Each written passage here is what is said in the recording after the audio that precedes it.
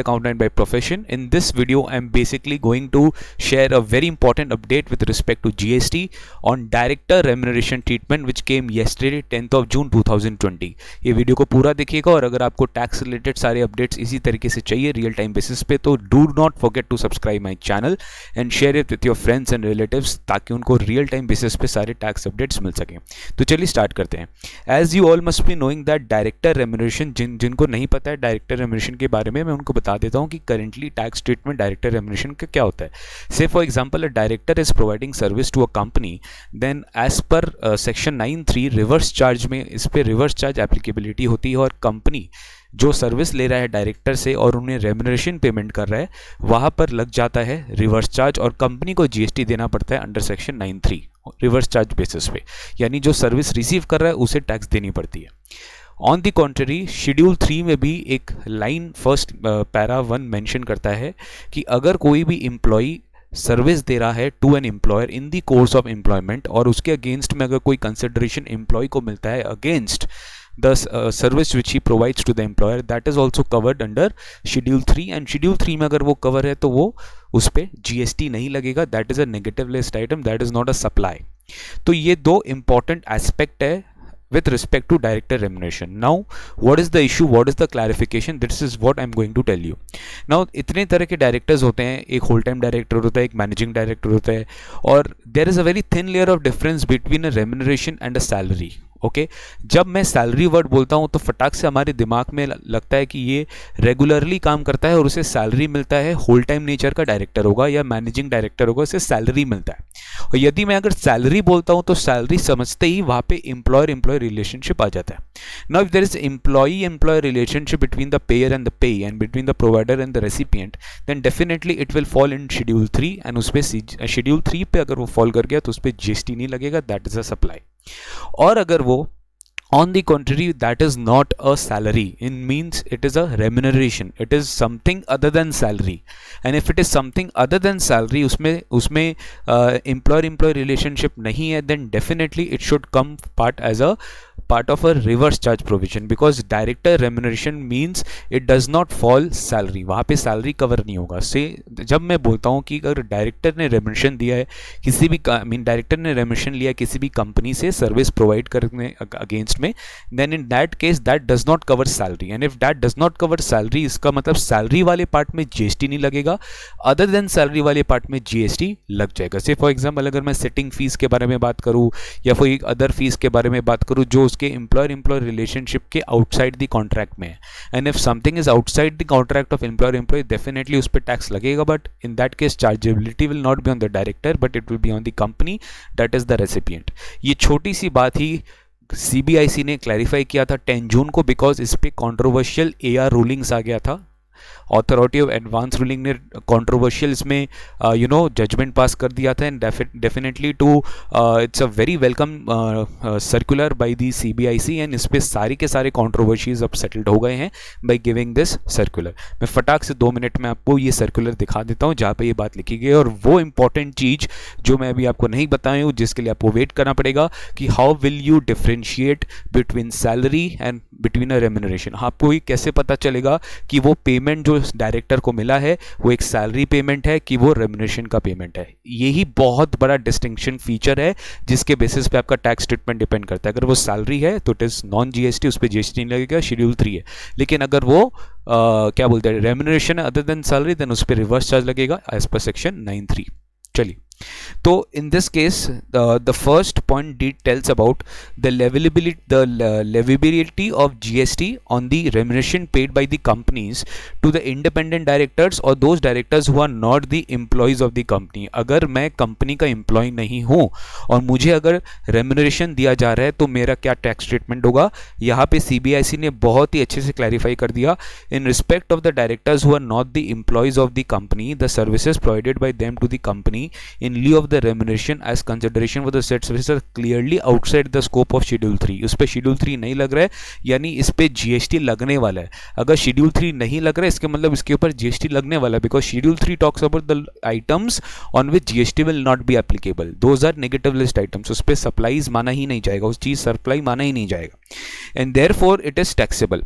Now taxable होगा तो कैसे taxable होगा? As you all must be knowing that there is a notification of RCM reverse charge mechanism, notification number 13/17 dated 28 June 2017, which talks about specifically reverse charge concept on services, and in this case the company is liable to discharge the GST on its reverse charge basis. यहाँ पे company क्या देगा?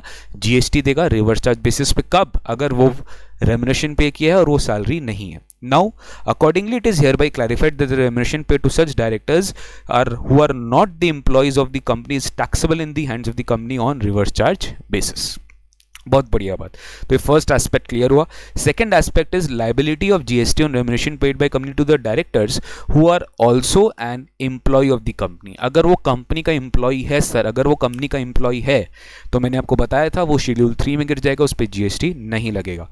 सो यहाँ पर it is an important point which they have mention, जो हम लोग income tax में भी देखते हैं.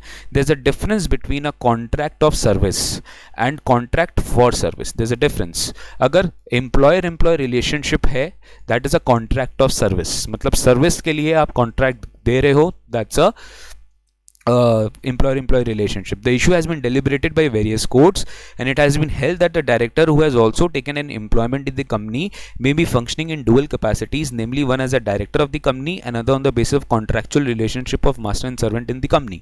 That is under contract of service employment entered into with the company. यहाँ पे मैं आपको बताता हूँ फाइनली इसका क्या जजमेंट हुआ. Finally, it has been clarified by the CBIC that the director remuneration which are declared as salary in the books of the company. Now मैं आपको सिंपल सा एग्जांपल देता हूँ. अगर एक होल टाइम डायरेक्टर है, वो डायरेक्टर का पोस्ट भी हैंडल कर रहा है और एक एम्प्लॉय का पोस्ट भी हैंडल कर रहा है, दोनों एज अ डुअल कैपेसिटी, और मान लीजिए उसे सैलरी भी दिया जा रहा है कुछ कंपोनेंट, और कुछ कंपोनेंट उसे रेमुनरेशन भी दिया जा रहा है. He is getting both the components.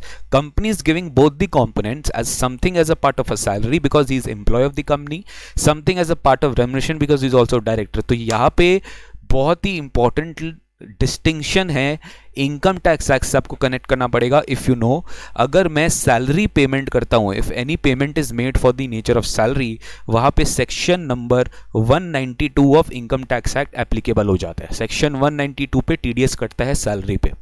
यानी अगर कंपनी अपने बुक्स में डायरेक्टर का पेमेंट सैलरी का नेचर में दिखा रही है और टीडीएस काट रही है सेक्शन 192 में, then it will be considered as a salary और उस पर जीएसटी नहीं लगेगा, उस पर रिवर्स चार्ज नहीं लगेगा. लेकिन अगर कंपनी अगर टीडीएस काट रही है एज अ प्रोफेशनल सर्विस और उसमें अगर टीडीएस कट रहा है अंडर सेक्शन 194J, और वहां पे as a fee for professional service या फी फॉर टेक्निकल सर्विसेज के फॉर्म में अगर टीडीएस कट रहा है, यानी कंपनी ये डिस्क्लोज कर रही है अपने बुक्स में कि डायरेक्टर को उन्होंने रेमुनरेशन दिया है और उसमें 194J वाला टीडीएस काटा है जिसपे 30,000 का लिमिट है, you all know, and 10% rate है, तो इन दैट केस उस पे जीएसटी लग जाएगा. रिवर्स चार्ज बेसिस पे कंपनी को जीएसटी भी डिपॉजिट करना पड़ेगा. सो this was something which is mentioned in this circular. तो आपका इनकम टैक्स एक्ट का जो इंप्लीकेशन है, कहीं ना कहीं उस पे जीएसटी का इंप्लीकेशंस भी डिपेंडेंट है. यही चीज इस सर्कुलर में मेंशन किया है. It is further clarified that the part of the employee director remuneration which is declared separately other than salary, जो एम्प्लॉय का डायरेक्टर रेम्युनरेशन पार्ट है, अगर वो कंपनी के अकाउंट्स में है और subjected to TDS under 194J है, as fee for professional technical services shall be treated as consideration for providing which are outside the scope of schedule 3. इसमें शेड्यूल 3 नहीं लगेगा, सप्लाई ये माना जाएगा बिकॉज ये नो सप्लाई वाला चीज में नहीं आता, and therefore it is fully taxable और ऑब्वियसली इस पे रिवर्स चार्ज लग जाएगा. लेकिन अगर कोई सैलरी वाले बुक्स में है, अगर वो सैलरी की तरह ट्रीट किया गया, देन उस पर टीडीएस लग गया है सेक्शन 192 में, and in that case it is not taxable being consideration for services by an employ to employer in the course of or in relation to employment in terms of schedule 3. तो ये बहुत ही important clarification था. I think it's a welcome circular thanks to CBIC, and this was an important update from my side. इसका जो detail circular है, इसका copy मैं डिस्क्रिप्शन बॉक्स में शेयर कर दूंगा, आप उसे डाउनलोड कर सकते हो. प्लस आप सीबीआईसी के वो डॉक्यूमेंट सेक्शन में भी डाउनलोड कर सकते हो. So this was basically the ultimate things which government has clarified that the remuneration given to directors who are not the employees will be taxable under reverse charge. एकदम बिल्कुल सही है. और रेम्युनरेशन जो डायरेक्टर को दिया जा रहा है who are under employment of the company, ये आपका क्या हो जाएगा, बिल्कुल बिल्कुल नॉट लायबल टू जीएसटी. इसमें कोई जीएसटी नहीं लगेगा, ये शेड्यूल 3 में गिर जाएगा. ठीक है ना. और ये आप किससे चेक करोगे, 194J में और 192 के बेसिस पे आप नहीं, आप ईएस को चेक करोगे. बिकॉज एक केस में 194J लग रहा है तो उसमें रेम्युनरेशन पार्ट कवर हो रहा है, 194J पे टीडीएस कट रहा है तो उस पर रिवर्स चार्ज लग जाएगा. बट अगर 192 पे सैलरी में अगर आप टीडीएस काट रहे हो तो सामने वाला का इनकम भी सैलरी है, वहाँ पे आरसीएम नहीं लगेगा. This is covered under schedule 3. Thank you so much for watching this update. Stay tune, subscribe करना ना भूलिए अगर आपको इसी तरीके से अपडेट्स जानना है तो. ज़रूरी नहीं है कि ये स्टूडेंट्स ही करेंगे, professionals, working people, anywhere if you are related to tax somewhere in directly, आप इस चैनल को सब्सक्राइब ज़रूर करेगा. Thank you so much. Stay tune, stay home, stay at home and stay safe. Thank you so much. Bye bye, take care.